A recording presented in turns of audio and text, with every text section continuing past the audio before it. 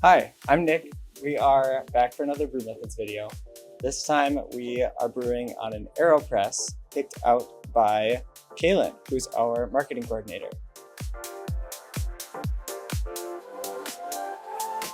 Why did you want to try coffee with the Aeropress? Yeah, so a couple months ago, I bought my own Aeropress, wanted to level up my coffee game. So it's been kind of a journey to get a consistent brew. Anything so far that works well for you?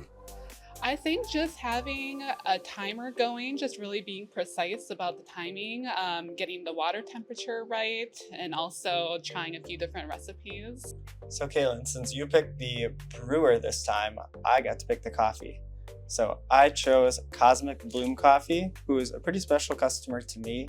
I got to meet Cosmic Bloom a few years ago at Coffee Fest LA, where they competed and got first place in a cold brew crafting competition.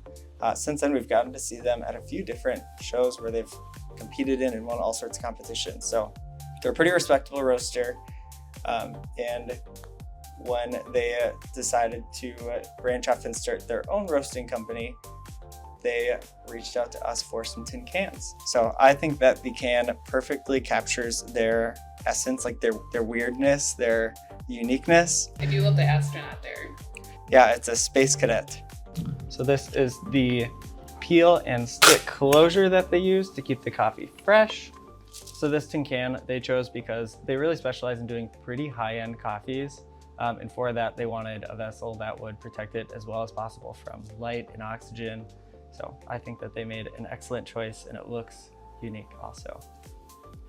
Cosmic Bloom also does a refill program. So a lot of their customers are pretty local and they're in the shop a couple times a week. So that really lends itself to letting their customers bring the can back, get a new one. They're printed so that there's no specific coffee on it. All that's on there is the lid, so they can just put a new sticker on so they know what coffee is when they get it refilled. So we're brewing a Colombian coffee. It's a natural.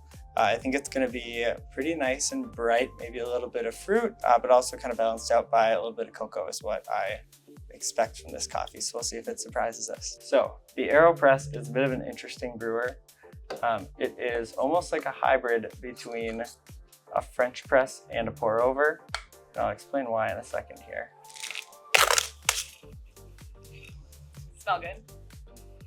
Oh yeah. Delicious.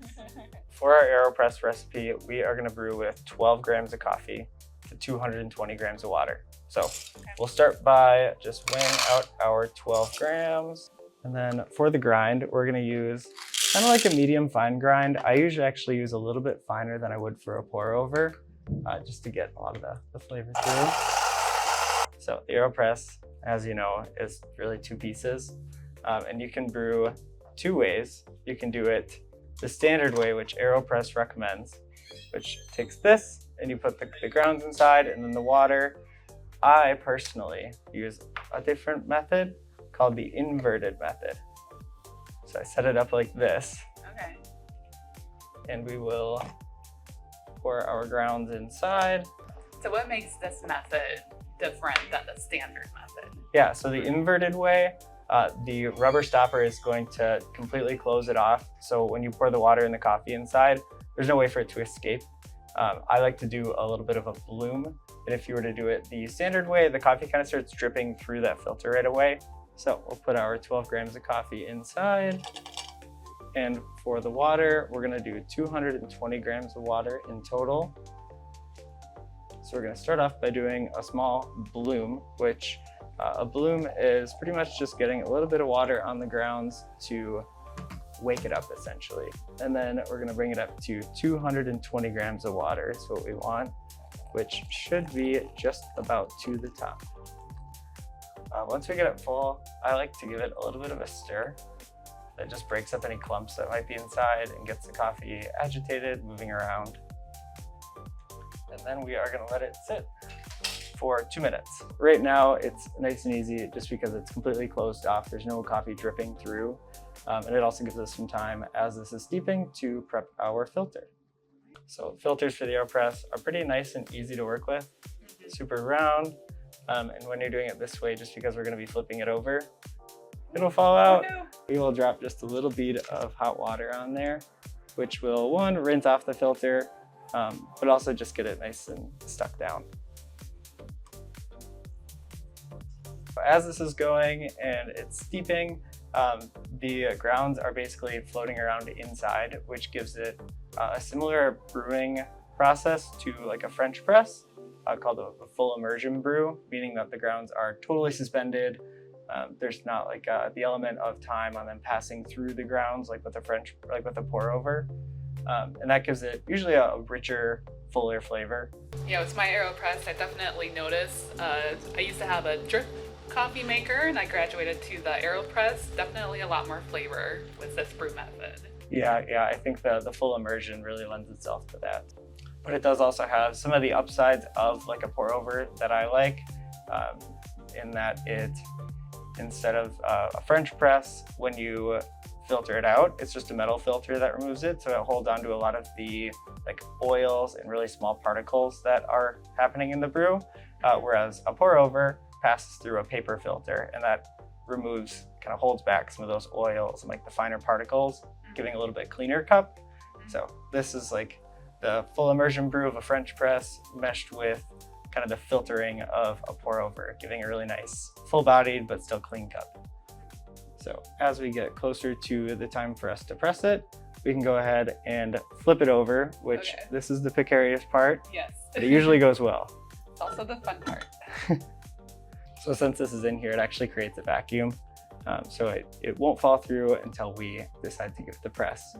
So you can go ahead and give it a press. All right. And you don't want to be too aggressive. It's a pretty gentle press, just because otherwise you'll disrupt the filter and kind of force some grounds around it. Looks like it's raining coffee.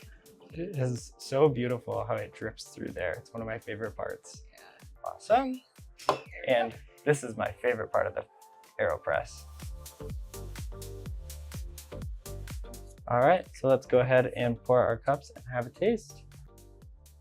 Really nice aroma. It's definitely bright.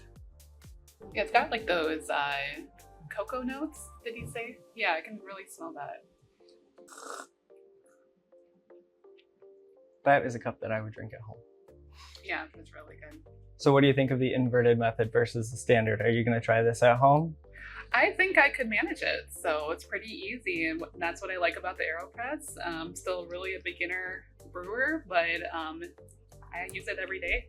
Well, one of the things with the Aeropress is that you'll never stop learning. I think somebody said there's 1,000 ways to make coffee and 800 of them are the Aeropress. There are different ways of adding different temperature of water, certain numbers of stirs or swirls.